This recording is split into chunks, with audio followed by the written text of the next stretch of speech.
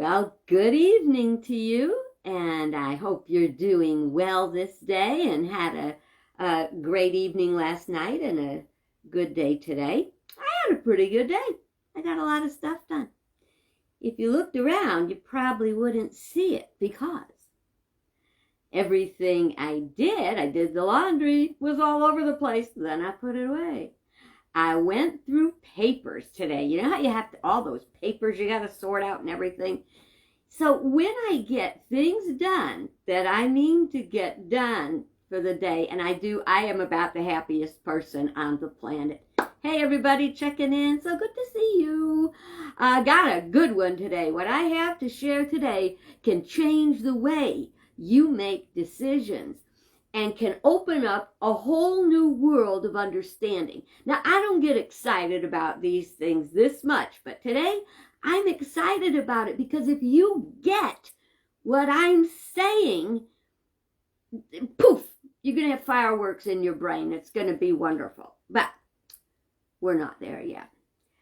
We're going to talk just briefly about the National Day calendar today. And there was not a lot that excited me. It is Banana Bread Day. I love banana bread. I love to make banana bread. And what I wanted to tell you about banana bread, got bananas, can't make it yet because you make it when the bananas get so old you think, like, nobody can eat those things. All black and soft and mushy, and that makes the best banana bread. Now, another thing's about recipes. You say, oh, do you have a good recipe for banana bread? I do.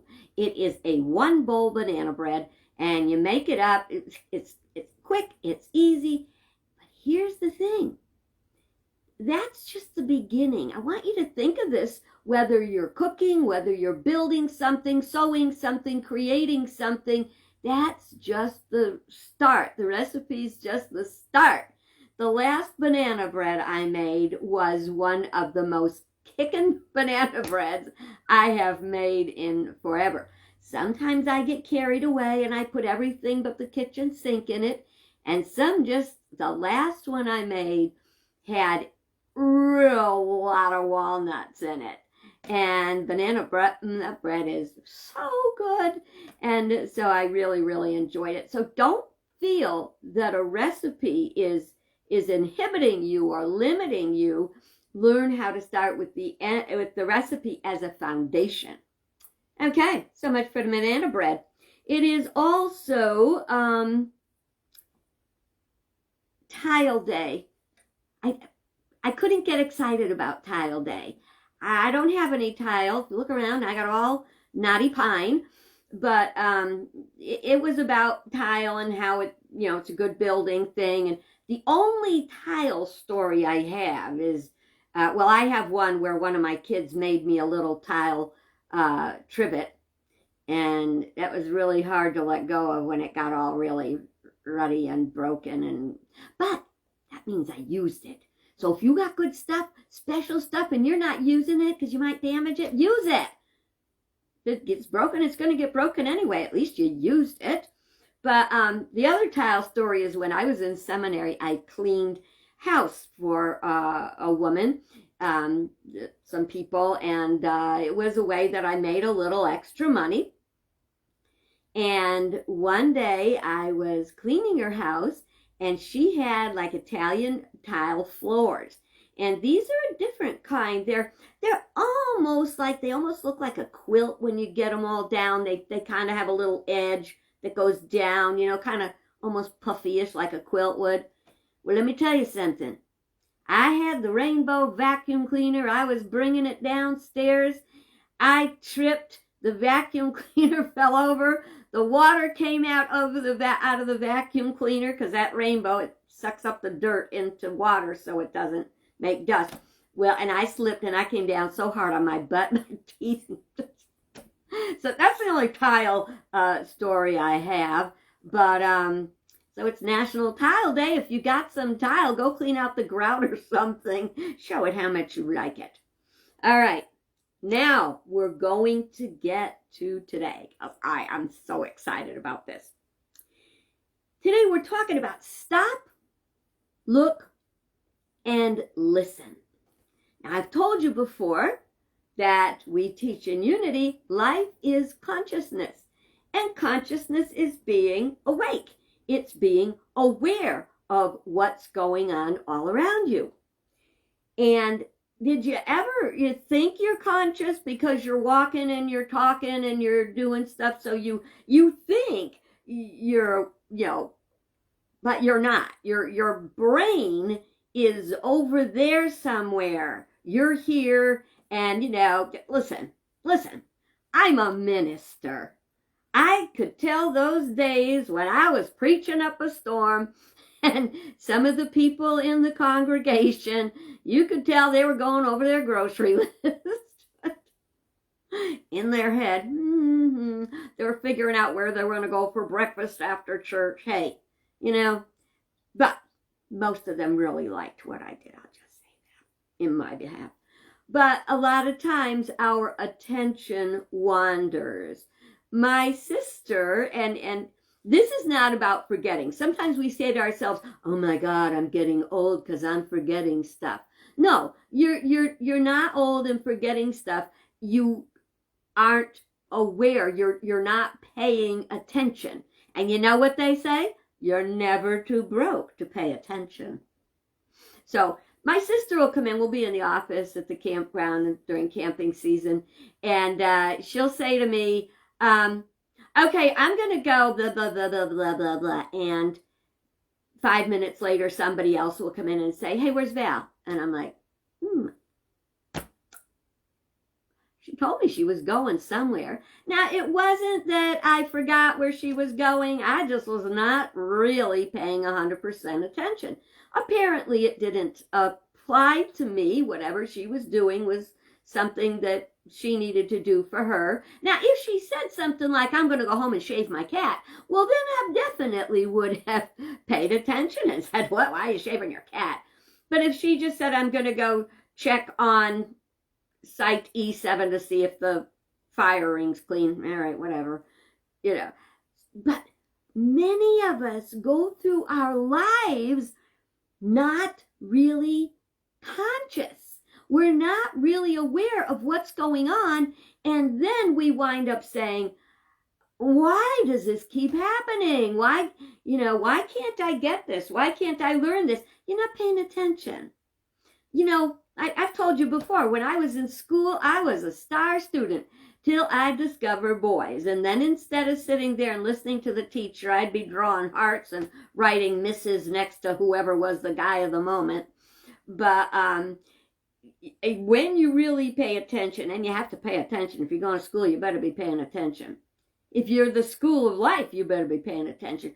But if you're not paying attention, you can't learn. So I'm going to give you some of the best stuff today. And the first one, I want to talk a little bit about common sense. Now, common sense, everybody should basically have. You don't, we talked about it yesterday, you don't stick your finger in a socket. Common sense is something that everybody should know.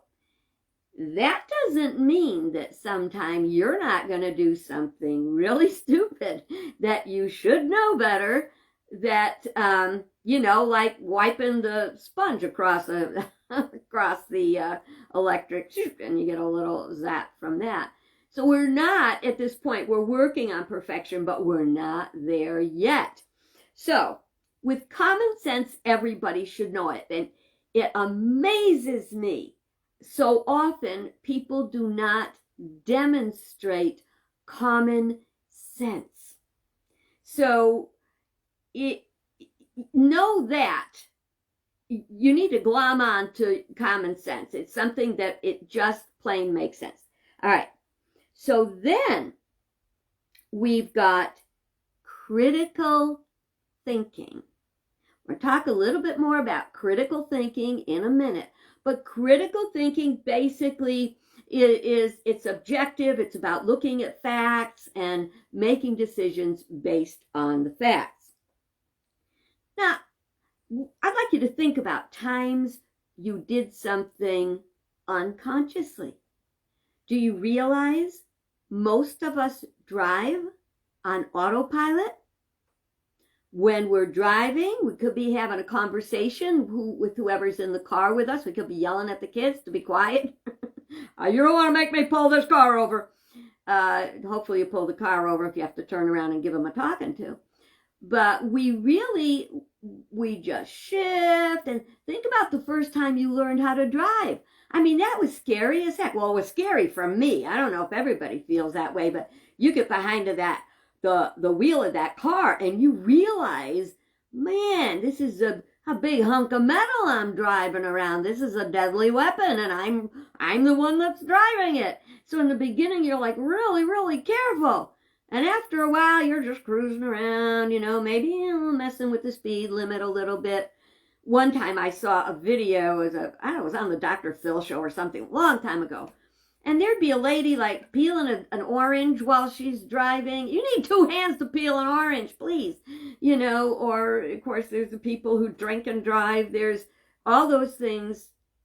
They're not consciously aware at that moment that they are driving a deadly weapon.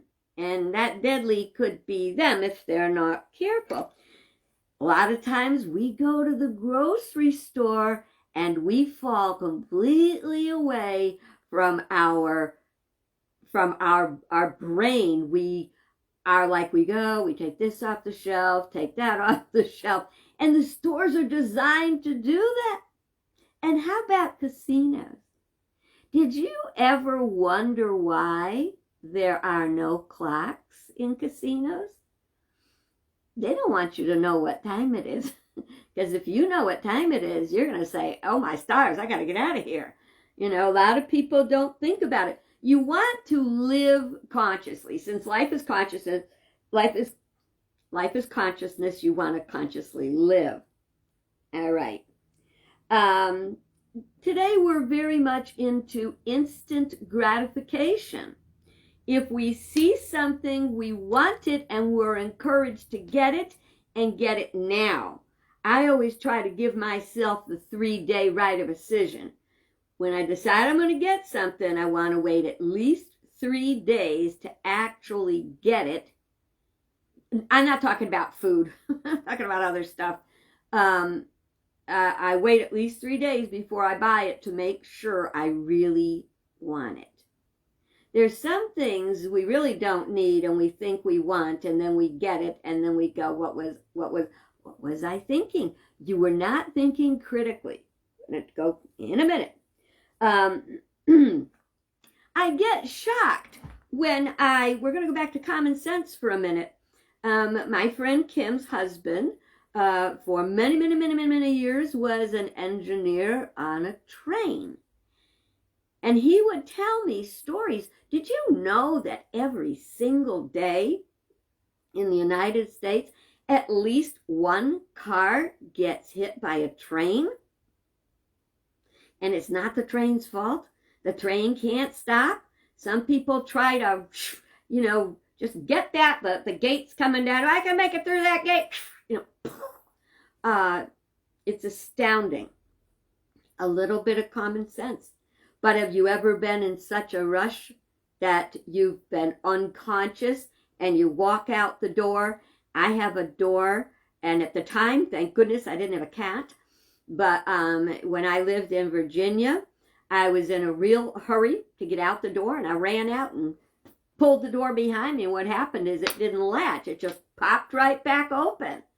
Was I stupid? No. I was just not paying attention. Stop, look, listen. Stop, look, listen. So let's say you're in a store and you're deciding you're going to buy something like, let's say something that's on sale that you don't really need and you don't really want, but it's tempting. You have to stop right there and then walk yourself through. Look at it. Look at the future. Look what happens when you take it home. Listen to the voice that says, that's not such a good idea. Because that voice is there if you're listening. Okay, quick joke. So, this woman goes in the store and she's shopping and she sees a dress. Now, she kind of has a little shopping issue, and she promised her husband that she would not go out and get a dress. But this dress was so cute that she had to have it. And when she got home, and her husband said, "Did you buy another dress?" And she said, "I couldn't help it. The devil made me do it." And he said, "The devil made you do it. You should have told that devil, 'Get thou behind me, Satan.'" And she said, I did. I said, "Get thou behind me, Satan." And he said, "Oh, it even looks better from the back." I hope you like that one. That's one of my favorites. I probably told it to you before because it's such a favorite.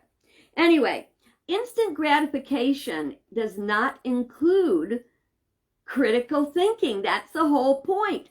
You're so excited about it that you want it now, despite the fact it's not a really good thing for you to have. Now, I've talked before, and for anyone who hasn't heard this, I'm going to share it with you again about the 4 quadrants of consciousness. This is in my book, The Rise of the False Gods, and it's about our thinking processes. Imagine there's a rectangle that's cut into 4 rectangular pieces, okay? So there's 4 sections, and the 2 lower sections are human thought and human emotions. There are lower consciousness. In the olden days, they would call that carnal consciousness. Now, above that higher consciousness is intuitive sensing. See, sensing is feeling on a non-physical, non-mental level. It's sensing. It's a spiritual feeling. Someone might say, I felt it in my gut, you know. And on the other side, you've got human thought and intuition. Okay, if we don't learn to spend time in higher consciousness where there's intuition and sensing, intuitive sensing, then we're going to buy that thing because we're not practiced in critical thinking, in bringing our minds up. Actually, critical thinking is even a part of, let's say, midway consciousness, because once you reach the higher consciousness, you wouldn't even think about buying that thing. Okay, so let me see. Okay, so you stop. Let's say you're going to say something. What if you are tempted to pass along a really tasty tidbit of gossip, or you're about to share a secret that you were asked to keep? You know, the lower human thought and feeling would be going, oh yeah, oh yeah, oh yeah. Higher consciousness, intuitively you know it's not right. But if you're caught between the devil and deep blue sea, in that middle level, the critical thinking, we stop. What am I doing? What am I about to do? You look and get an image. Look at the big picture. What's going to happen after I've done this? And you listen. You listen for the messages of the intuitive sensing part of your being. Now, I have something that I can't copy it, but what I can do is I can hold it up. I don't know if it's clear for you. If it's clear for you, you can. I can't attach things because I tried the other day. But if you just take a picture of that, you'll have it. These are examples of critical thinking. So, critical thinking is about objective versus subjective thinking. Objective thinking refers to neutral statement, which is completely true, unbiased, and balanced. It's fact-based, okay? An example is, this is an orange. That is critical thinking. you have the facts. This is an orange. Now, the only way that would be different would be as if you were in another country and they called it something else, but it's still an orange. It's true. It's fact. Subjective thinking means something which does not show a clear picture, or it's just a person's outlook or expression of an opinion. That would be, I like oranges. Or, I hate oranges. Get them away from me. Now, you may hate oranges, but that doesn't mean oranges are bad. The reality is an orange is an orange. And it's what we do, whether we color that with our human thought and human feeling. Objective thinking is based on facts and observations. Subjective thinking is based on assumptions, beliefs, and opinions. Going to go into a dangerous area here for a minute. Most people this evening will listen to some news program, or you'll see something on the computer, or you will see something on TV or whatever that has to do with current events. I would like you to critically think through it.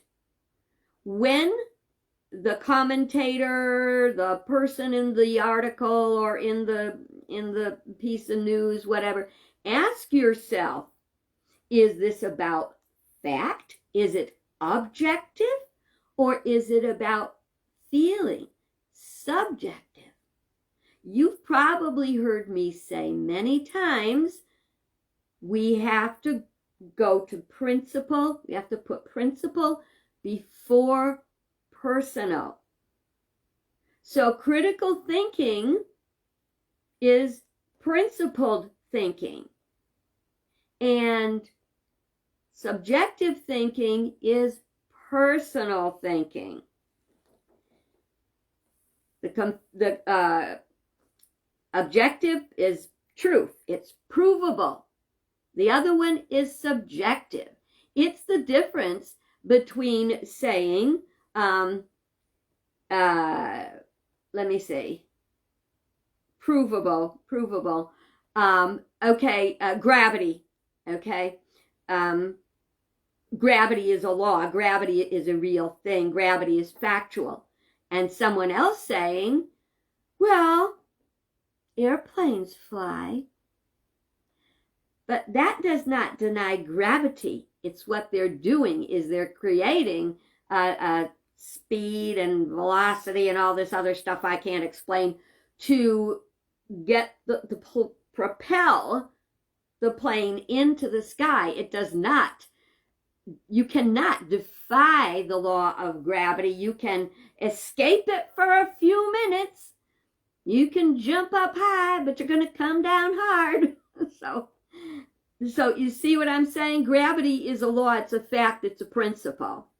And the ability to fly is that subjective. It's something that you can do, but it does not change the fact that the law of gravity is there.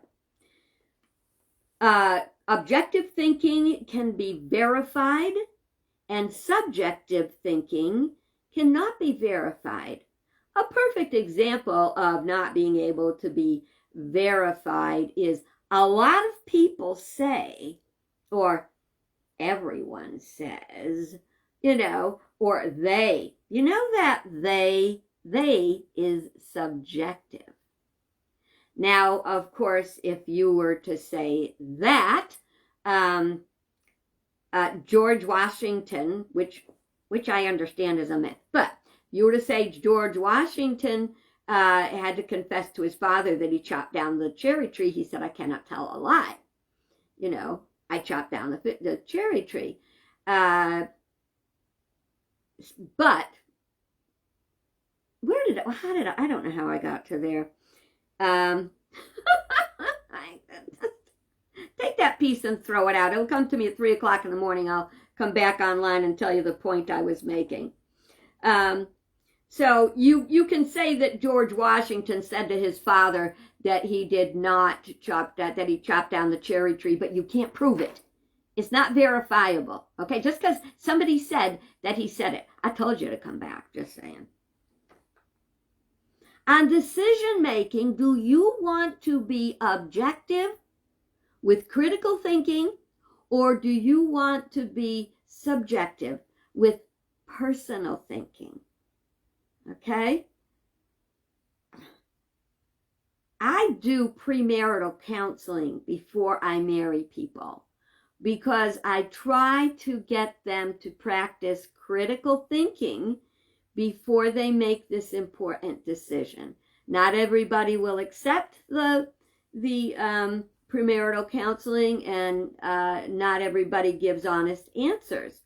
But at least we're trying to, if they really wanted to have a strong, healthy marriage, they would definitely do some critical thinking. I know this to be true because I made that mistake twice. Yep. So critical thinking, objective thinking can be found in textbooks, encyclopedias, records. When you see something before your eyes, that's what it is, unless there's a magician out there. And then subjective thinking is found in blogs, in comments on social media, and biographies, because most of us have, we're more of a legend in our own mind than maybe objective thinking would show. I don't know, because it's so personal, it's so close. Sometimes we don't even see ourselves as we really are, for better or worse. So I'm going to do a couple of examples. If there was a car accident, what typically happens? People get out and they start yelling at each other, and it's each other. It's your fault. No, it's your fault. No, it's your fault. Well, here's the thing. Number one, it was an accident, not an attack. So objectively, it could be a stupid accident. It could be someone was speeding, which is wrong, and they are legally at fault. But the objective thing is there was a car crash. That is a fact. And then we have to figure out, how did the car crash? Using common sense, using, all of the scientific aspects about such thing could happen. Subjective is to get out there and fight and I'm going to sue you, I'm going to, all that. That's not going to solve anything. All right. In a relationship. So two people meet and they got something going on. Is it objective or is it subjective? Objective thinking about this, or critical thinking, would be very honest things. Are we friends? Do we have common interests? Is the worst habit I've got something he can deal with if it never changes? And vice versa. Is he expecting me to change? Is she expecting me to change? So that is looking at it very objectively, but we're not objective. We're romantic. I call that temporary hormonal occlusion. You're not seeing things right, okay? How about at the workplace, okay? Critical thinking would say, maybe, my boss is very strict and has pointed out a lot of the errors I make. So that it's could be subjective if you're putting it on your emotions. Could be objective if you are looking at it and saying, yeah, she caught me on a lot of mistakes. But it's a good thing, because it's by learning my mistakes that I can learn not to do them anymore. Subjective is, she is the wicked witch of the West, that nasty, I ought to give her a piece of my mind. Which is the thinking you want to embrace? Let's say you're going shopping. Okay. Ooh, you walk in that store and everything from the lighting in the store to the music in the background is wooing us. They want our money. We want their stuff. Or we think that we want their stuff. So can you go shopping with critical thinking? What are the facts? Do I need this? Do I sincerely want it? Can I afford this? This is critical thinking. It is objective thinking. Give me the facts. Subjective thinking, thinking personality, not principle. Oh, I love that. That is the hottest thing. I'm going to look so hot in that. Oh, no, it's going to cost a fortune, but, it is what it is. I'll slip it in the closet when nobody's paying attention, and then I'll say, oh, I've had this for ages. Which one do you really want to practice? Okay, and then I kind of said it with the news and politics, but I want to really stress it at this time. There's so many hotbeds right now that we look at. It is very important when you listen to the news, to reports, when you read things, when politicians speak, when anybody with influence, when people of influence speak, please practice critical thinking. Where are you going to find critical thinking? Now, it could be, you can get a good, balanced, factual, highly factual news source. And you don't get from just one source. You check several sources. Why? Because you want the proof. You want it to be validated. Now, if someone is saying something that cannot be proven, that is using, large, like in the Middle East, millions, they always exaggerated everything. Is this person exaggerating? Are they proving? Someone can tell you that they're smart. Can they prove it by showing you their degrees or your grades from school, or tell you about verifiable things that they've done that prove they're smart? So I hope you're getting what I'm saying, because you're not going to get good information from all news channels. You're not going to get good information from all people. You're not always going to get all good information from your mate or your best friend. The good information is verifiable, and that's why you want to be principle-based. You want to make your decisions using critical thinking. Now, there's a little tidbit I got to throw in. I'm running over. I hate it when I run over, but I was so excited about what I had to tell you today. And that is called cognitive dissonance. That's when somebody tells you something that in your brain goes, what? You got to pay attention to that. When you're having a moment of cognitive dissonance, you've got to say, let me look into this. Let me figure that out. Don't make any decisions. Don't open your mouth. You know what they say? It's sometimes better to keep your mouth shut and let people think you're not too bright instead of opening it and showing you're definitely not too bright. All right. I would really, really hope that you take this stuff into your day, into your night, into your whole life, and practice critical thinking and lift your spirit, lift your consciousness up so that you are listening for the intuitive sensing And you will get there the more you use critical thinking as well, because it's principle, not personal. Have a great night, and I look forward to visiting again soon, probably tomorrow. You never know. God bless you.